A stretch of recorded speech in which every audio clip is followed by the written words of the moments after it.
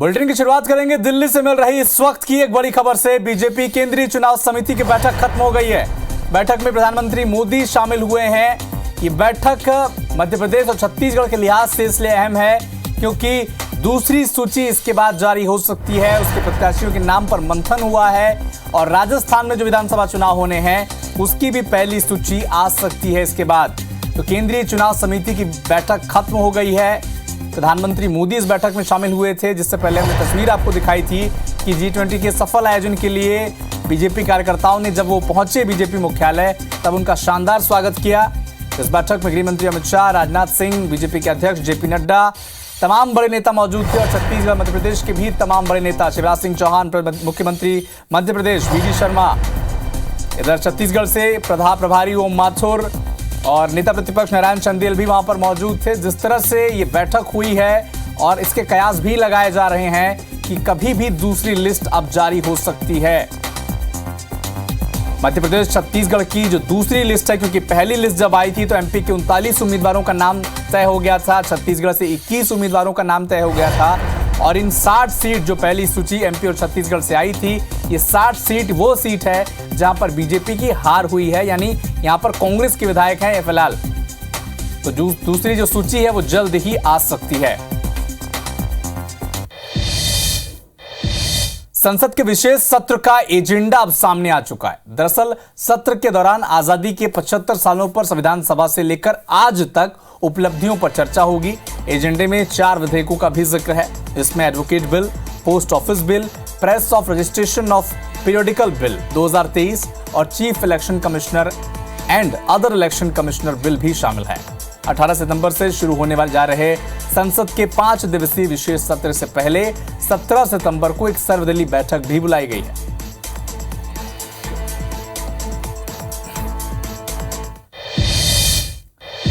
उज्ज्वला योजना विस्तार को केंद्रीय मंत्रिमंडल की मंजूरी मिल गई है। अगले 3 साल में 75 लाख अतिरिक्त LPG कनेक्शन जारी किए जाएंगे।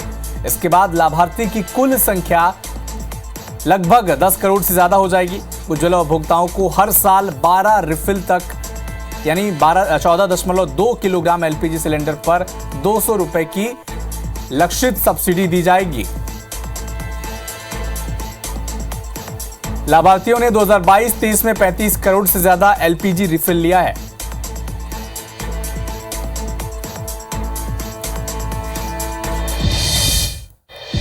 जम्मू कश्मीर के राजौरी में आतंकियों और जवानों के बीच मुठभेड़ हुई। इस दौरान 2 आतंकी मारे गए हैं, वहीं 3 जवान शहीद हो गए। 19 RR 12 के कर्नल मनप्रीत सिंह, पुलिस के DSP हुमायूं भट्ट और मेजर आशीष शहीद हो गए हैं। बताया जा रहा है कि जवान TRF और लश्कर के आतंकियों की ओर से बढ़ रहे थे, तभी आतंकियों के साथ गोलीबारी हुई और घटना के बाद से इलाके में सुरक्षा बलों का सर्च ऑपरेशन जारी है। तो सुबह से ही ये मुठभेड़ जारी है। हालांकि 3 जवानों की कर्नल समेत मौत हो गई है, शहीद हो गए हैं वो, और 2 आतंकी भी ढेर हुए हैं। अब तक जो जानकारी मिल रही है, जम्मू कश्मीर के राजौरी में ये मुठभेड़ चल रही है। लश्कर के 2 आतंकी ढेर हो चुके हैं, लेकिन भारतीय सेना के कर्नल समेत 3 जवान शहीद हो गए हैं।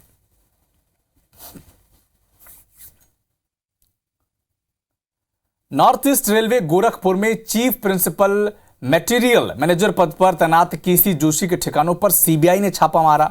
उनके नोएडा और गोरखपुर के घर से 2.6 करोड़ रुपए बरामद किए हैं। मंगलवार को CBI ने KC जोशी को रिश्वत लेते गिरफ्तार किया था। उनके घर में छापेमारी पर कैश के साथ कई संदिग्ध डॉक्यूमेंट भी मिले हैं। CBI ने जोशी के कंप्यूटर और हार्ड डिस्क को कब्जे में ले लिया है। KC जोशी ने रेलवे में चल रही कमीशन खोरी के खेल में गोरखपुर के 3 डिप्टी मटेरियल मैनेजर और 1 चीफ मटेरियल मैनेजर का नाम लिया है।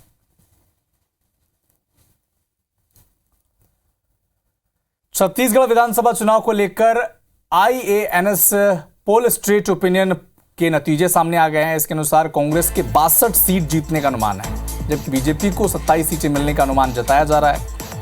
90 सदस्यीय छत्तीसगढ़ विधानसभा में कांग्रेस के पास फिलहाल 71 और बीजेपी के पास 13 सीटें हैं। इसके साथ ही उत्तरदाताओं ने सबसे लोकप्रिय मुख्यमंत्री पद के उम्मीदवार के रूप में भूपेश बघेल को ही चुना है। बीजेपी के रमन सिंह को 34% वोट मिला है इस सर्वे में, और सर्वेक्षण में 50% उत्तरदाताओं ने सीएम बघेल के प्रदर्शन को अच्छा बताया।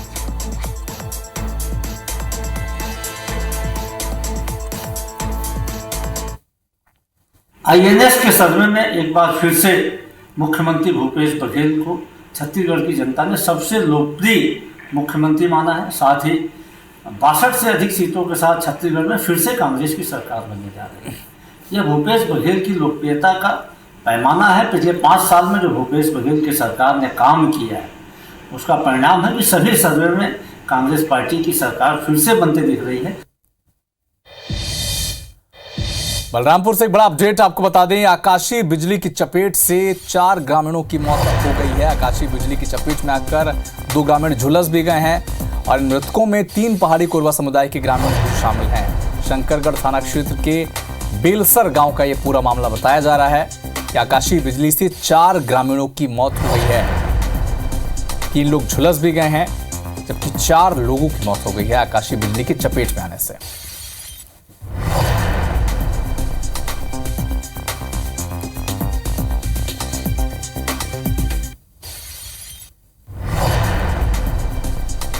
तो एक अपडेट आपको बता दें, आकाशीय बिजली की चपेट से 4 ग्रामीणों की मौत हो गई है। 2 लोग झुलस भी गए हैं और 3 लोग इनमें से पहाड़ी कोरवा समुदाय के हैं।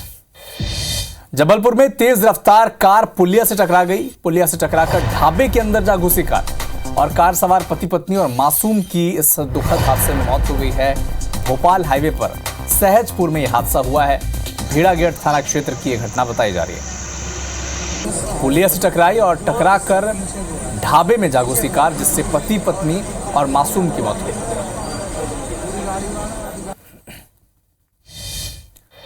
एमपी के दतिया में एक सनसनीखेज मामला सामने आया है, जिसके मुताबिक जिले के सिविल लाइन थाना अंतर्गत आने वाले ग्राम रेड़ा में 2 पक्षों के बीच खूनी संघर्ष देखने को मिला। 3 दिन पहले हुए विवाद को लेकर जमकर लाठी डंडे चले, कुल्हाड़ी से हमला किया गया, गोलियां भी चली। इससे हमले से दोनों पक्षों के 5 लोगों की मौत हो गई। पुलिस मौके पर मौजूद है सुरक्षा के लिहाज से और पुलिस शवों का पोस्टमार्टम कराने में जुटी हुई है।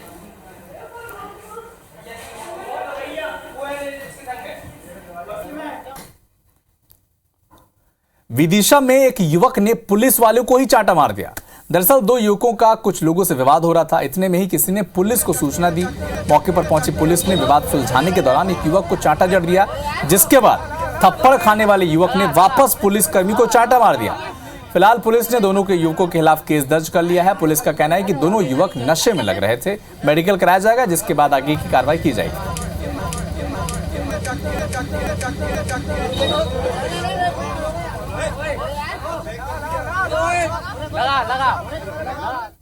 इसमें देखिए 2 लड़के हैं जो कि संभवतः नशे में हैं। उनका भी हम लोग मेडिकल करा रहे हैं और ये वहाँ पे स्थानीय स्तर पे किसी से विवाद कर रहे थे। वहाँ पे पुलिस टीम पहुंची, उसके साथ भी कुछ उन्होंने अभद्रता की है। अभी हम इसमें पुलिस की तरफ से भी और जो आम जनता जिनसे इनका झगड़ा हो रहा था, दोनों तरफ से FIR दर्ज कर रहे हैं और जो भी इसमें आवश्यक वैधानिक कार्रवाई है इनके खिलाफ करेंगे। पूरे बस्तर संभाग में धर्मांतरण से जुड़ा विवाद अब बढ़ने लगा है। दरबा थाना के धूमगुड़ा गांव में इसी के चलते कानून व्यवस्था की स्थिति पैदा हो गई। धर्मांतरित हो चुकी महिला की मौत के बाद गांव के आदिवासियों ने गांव में उसके अंतिम संस्कार का विरोध किया। मौके पर पुलिस और प्रशासनिक अधिकारी पहुंचे और लोगों को समझाया। गांव के आदिवासियों ने उसे मूल धर्म में वापसी के बाद अंतिम संस्कार की बात कही। परिवार के राजी होने के बाद मूल रीति रिवाज के हिसाब से अंतिम संस्कार किया जाएगा। अलग अलग इलाके में धर्मांतरित हो चुके लोगों को ग्राम पंचायत के जरिए गांव में अंतिम संस्कार के लिए जमीन नहीं दी जा रही है। इसी बात पर विवाद हो रहा है। इसी के चलते गांव में आए दिन कानून व्यवस्था बिगड़ने की स्थिति बन जाती है। कई बार मारपीट का वीडियो भी सामने आता है और बस्तर संभाग के अधिकांश गांव में आदिवासी समुदाय लगातार धर्मांतरित लोगों का विरोध कर रही है। शव के कफन दफन को लेकर के क्या रीति नीति का पालन किया जाएगा, उसको लेकर के इस में मतभेद था, जिसको दोनों पक्षों ने बैठ करके आपस में समाधान निकाल लिया है। यहाँ पर यह था कि कोई बुदरी कश्यप करके महिला है ना, उनका निधन हो गया था, तो उसमें कफन दफन के उसके लिए विवाद की स्थिति निर्मित हो रही थी। भिलाई में 3 साल की बच्ची के साथ दुष्कर्म का मामला सामने आया। यहां 3 साल की बच्ची से उसके मामा के दोस्त ने दुष्कर्म किया। आरोपी घुमाने के बहाने पहले बच्ची को अपने साथ ले गया और साथ में रात में दुष्कर्म की वारदात को अंजाम दिया। इसके बाद बच्ची को घर में छोड़कर चला गया। बच्ची के घर आने पर बच्ची की मां ने देखा कि बच्ची खून से लथपथ है। इसके बाद भिलाई 3 थाने जाकर परिवार वालों ने रिपोर्ट दर्ज कराई। बताया जा रहा है कि आरोपी बच्ची के मामा का दोस्त है। जान पहचान होने के चलते बच्ची के परिजनों ने आरोपी के साथ शाम को उसे घूमने के लिए भेज दिया था। अभी आरोपी की तलाश जारी है। एक 3 साल की मासूम के साथ दुष्कर्म की वारदात और आरोपी इस बार भी कोई और नहीं बल्कि कोई जान पहचान वाला है, यानी उसके मामा का दोस्त निकला। लगातार इस तरह की खबरें सामने आ रही हैं और बार बार IBC 24 आपसे अपील भी करता है कि रिश्तों को रीचेक करने का वक्त भी आ चुका है। वो बहला फुसला करके बच्ची को अपने साथ ले गया था और वहाँ पे उसके साथ छेड़खानी करने का प्रयास किया। बच्ची छुड़ा करके अपने आप को छुड़ा करके वहाँ से भागकर वापस आई थी और उसके बाद क्योंकि रात की घटना थी और सुबह हमको इसके बारे में जानकारी मिली तो आरोपी को वहाँ से फरार होने का समय मिल गया था, लेकिन आरोपी के बारे में सारी जानकारी हमको मिल गई है और जल्दी आरोपी को पकड़ लिया जाएगा। छत्तीसगढ़ में बुधवार को कांग्रेस ने प्रदेश भर में रेल रोको आंदोलन किया और केंद्र सरकार की नीतियों का विरोध जताया। ये 10 तस्वीरें हम आप तक पहुंचा रहे हैं, जहां पर अलग अलग जगहों पर राजधानी रायपुर से लेकर प्रदेश के सुदूर इलाकों में कांग्रेस कार्यकर्ताओं ने जमकर प्रदर्शन किया। कहीं स्टेशन पर, कहीं पटरी पर लेटकर, कहीं रैली निकालकर केंद्र सरकार के खिलाफ जमकर नारेबाजी की और पुलिस के साथ कहीं कहीं पर तीखी नोकझोंक और झड़प भी हुई है। ये 10 तस्वीरें रायपुर, रायगढ़, पेंड्रा, बिलासपुर, खैरागढ़, सूरजपुर, गरियाबंद, भाटापारा, बालोद और जांजगीर में कांग्रेस के कार्यकर्ताओं ने कहीं रेल रोका, कहीं पटरी पर लेट गए, कहीं पुलिस के साथ झूमा झटकी की और ट्रेन के जो कैंसिलेशन हो रहे हैं, बार बार ट्रेन रद्द हो रही हैं, लेट हो रही हैं, इसी को लेकर यह विरोध कांग्रेस ने किया है। सिवनी में चल रही राम कथा के दौरान तुलसी पीठाधीश्वर रामभद्राचार्य ने धर्म अधर्म को लेकर जो बयान दिया, उसके बाद उन्होंने सफाई भी दी।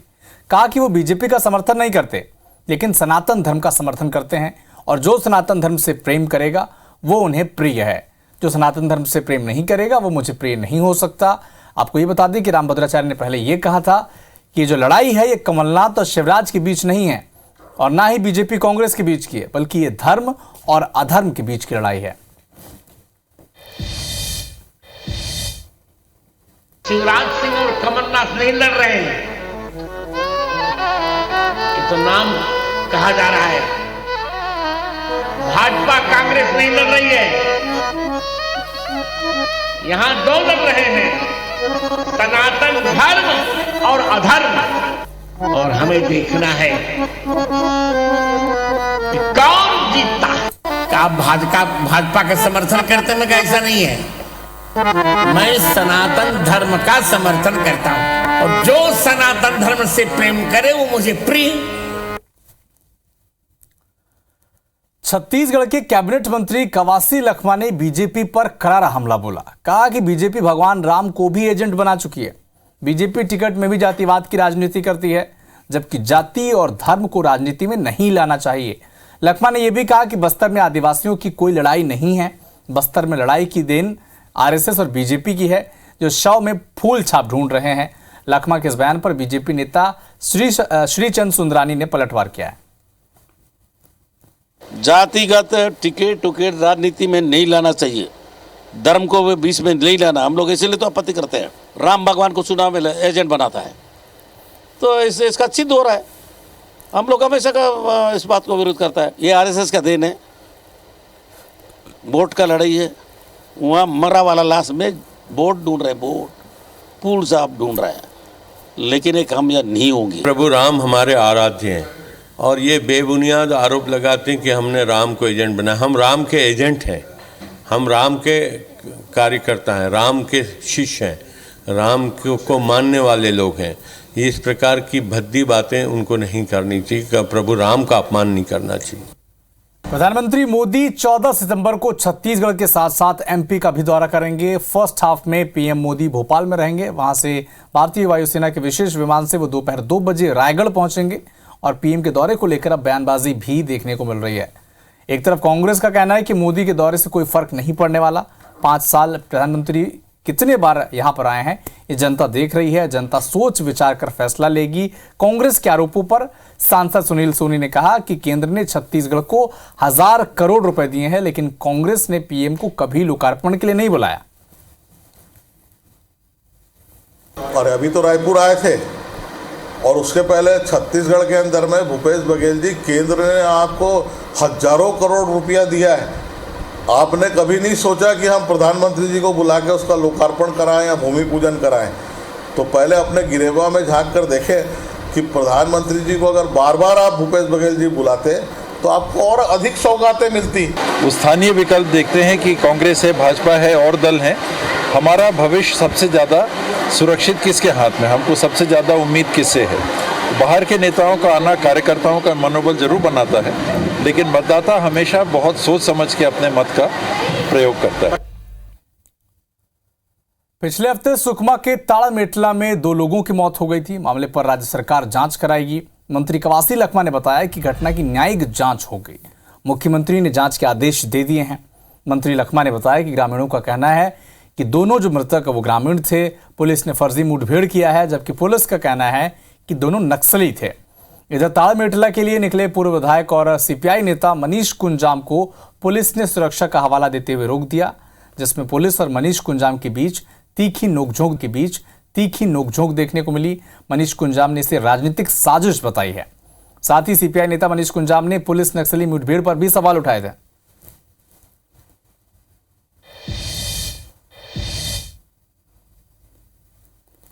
उस मुठभेड़ में 2 नक्सलेट मरे हैं। 1 लाख इनामी। ये पुलिस कहती है ये फर्जी मुठभेड़ है, ऐसा गांव वाले का कहना है। मैंने मांग किया हूं कि मेरे क्षेत्र का मामला है, वास्तव में दोनों तरह से बातें आ रही है। उस ताड़मेटला कांड में मजिस्ट्रेट जांच होगा। हर कैंप और हर थाने में रोका गया। सुकमा एसपी साहब से हमने फ़ोन पर चर्चा किया तो उन्होंने कहा कि आज तो आपको जाने नहीं देंगे, क्योंकि ये चुनाव का समय है और इस समय लोगों से मिलने नहीं देना, वहाँ तक जाने नहीं देना, तो कंप्लीट राजनीतिक मंशा से ही रोका गया। यूपी के सीएम योगी आदित्यनाथ आज इंदौर के दौरे पर रहे और यहां सबसे पहले वो इंदौर के राजवाड़ा पर अहिल्या देवी प्रतिमा पर माल्यार्पण किया और सीधे दत्त मंदिर में पूजा अर्चना के लिए पहुंचे, जहां शिवाजी प्रतिमा के लोकार्पण कार्यक्रम में लोगों को संबोधित किया। कहा इंदौर शहर में स्वच्छता में नंबर 1 लगातार बना हुआ है और स्मार्ट सिटी में भी अपना स्थान पाकर पीएम मोदी के सपनों को साकार कर रहा है और इसके लिए इंदौर की जनता का अभिनंदन किया, धन्यवाद दिया। प्रधानमंत्री के नेतृत्व में देश एक नई ऊंचाइयों को छू रहा, ये योगी ने कहा। लेकिन फिर भी बहुत ऐसे लोग हैं जो भारतीय परंपराओं को बुरा भला कहते रहते हैं। इंदौर के शिवाजी प्रतिमा का लोकार्पण करने के लिए उत्तर प्रदेश के मुख्यमंत्री सीएम योगी आदित्यनाथ पहुंचे और आप देखेंगे कि यहाँ पर फिलहाल जो 350वां राज्य अभिषेक वर्ष जो है वो यहाँ मनाया जा रहा है और उत्तर प्रदेश के मुख्यमंत्री योगी आदित्यनाथ है वो पहुंचे हैं और आप देखेंगे बाकायदा एक जो पीछे के किले रूपी निर्माण किया गया था उसका उद्घाटन उन्होंने किया है। मुख्यमंत्री योगी आदित्यनाथ को देखने के लिए बड़ी संख्या में लोग यहाँ पर पहुँचे हैं और आज की अगर खास बात करें तो आज ये शिवाजी द्वार का जो उद्घाटन है वो उन्होंने यहाँ पर किया है और सीएम योगी आदित्यनाथ जो हैं वो आज यहाँ आए हैं और जनता से का उद्बोधन जो है वो भी यहाँ पर किया है और साथ ही यहाँ पर उन्होंने लोगों का भी अभिवादन स्वीकार किया है। बड़ी संख्या में यहाँ पर लोग पहुँचे हुए हैं। आप देख रहे हैं कि मंच पर बीजेपी के तमाम जो पदाधिकारी हैं वो मौजूद हैं, सारे बड़े जो नेता गण हैं वो यहाँ पर मौजूद हैं। चूँकि अगर बात करें 350वां राज्य अभिषेक वर्ष है छत्रपति शिवाजी महाराज का और ऐसे में एक भव्य प्रतिमा का लोकार्पण जो है वो सीएम योगी आदित्यनाथ द्वारा किया गया है और ऐसे में बड़ी संख्या में यहाँ पर लोग भी उन्हें देखने के लिए पहुँचे हैं। तो बहरहाल अगर आज हम बात कर ले तो इस पूरे लोकार्पण को लेकर तो विभिन्न कार्यक्रमों में उन्होंने यहाँ पर शिरकत की है। कैमरा पर्सन अखिलेश जायसवाल के साथ रवि सिसोदिया, इंदौर। बीजेपी की परिवर्तन यात्रा बुधवार देर रात शाम कोंडागांव पहुंचेगी, जहां बीजेपी में शामिल होने से पहले कांग्रेस की पूर्व मंत्री शंकर सोढ़ी की बहन नीलमणि सोढ़ी IBC 24 से खास बातचीत की। उन्होंने नीलमणि सोढ़ी ने बताया कि वे 15 साल तक व्याख्याता के पद में रही, बीजेपी की रीति से प्रभावित होकर बीजेपी में शामिल हो रही हैं। उन्होंने कहा कि अगर बीजेपी से टिकट मिलता है तो पुरजोर तरीके से वो काम करेंगे। मैं भाजपा में शामिल हो रही हूँ क्योंकि मेरे पिताजी पूर्व सांसद जो यहाँ के जनप्रिय नेता थे, जिन्हें बस्तर के गांधी जी के नाम से जाना जाता है।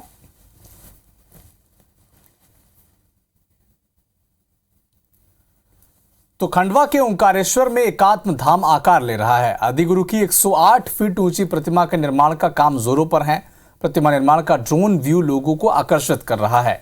एजेंसी की ओर से प्रतिमा का निर्माण बड़ी तेजी से किया जा रहा है। 18 सितंबर को इस विशाल प्रतिमा का लोकार्पण होना है। आपको ये भी बता दें कि वाराणसी में काशी विश्वनाथ कॉरिडोर, उज्जैन में महाकाल लोक के बाद ओंकारेश्वर में एकात्म धाम का तीसरा बड़ा प्रोजेक्ट है, जिसे केंद्र और राज्य सरकार मिलकर पूरा कर रहे हैं। पोला त्योहार जल्द ही आने वाला है। इस मौके पर सबसे ज्यादा डिमांड मिट्टी के बैलों की होती है। बाजारों में मिट्टी के बैल सजकर तैयार हैं। इन बैलों को तैयार करने में कुम्हार दिन रात लगे रहते हैं। कुम्हार बताते हैं कि पोला के लिए बैलों को तैयार करने में 3 महीने का वक्त लगता है और वो इन बैलों को आज भी अपने हाथों से ही तैयार करते हैं। इस बार उन्हें उम्मीद है कि उनके सारे मिट्टी के बैल बिक जाएंगे। और इसका जायजा लिया हमारे सहयोगी सुप्रिया पांडे ने।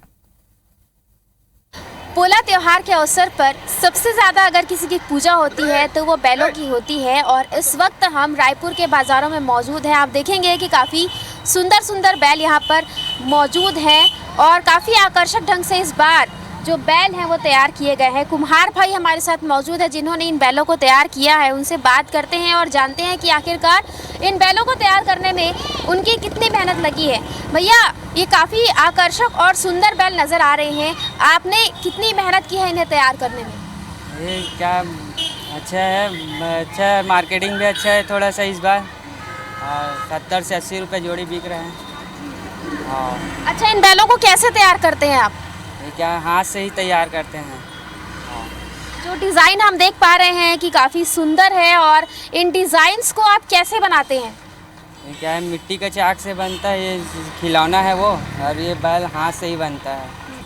तो आप देखेंगे कि यहाँ पर पोला को लेकर बाजार पूरी तरीके से सज चुका है। और जो कुम्हार भाई है उनसे भी हमने बातचीत की। उन्होंने बताया कि इन बैलों को तैयार करने में उन्हें काफ़ी मेहनत लगती है। वे खुद हाथों से इस तरह के बैल तैयार करते हैं और जो डिज़ाइन आप देख रहे हैं वो भी कुम्हार भाई जो है वो अपने हाथों से ही तैयार करते हैं। और अगर इन बैलों की कीमत की बात करें तो ये 80 रुपये जोड़ी में बिक रहे हैं। और काफ़ी उम्मीद कुम्हार भाइयों को इस बार है, क्योंकि इस बार बिक्री जो है वो अच्छी हो रही है। कैमरामैन संजीव सिन्हा के साथ सुप्रिया पांडे, IBC 24 रायपुर।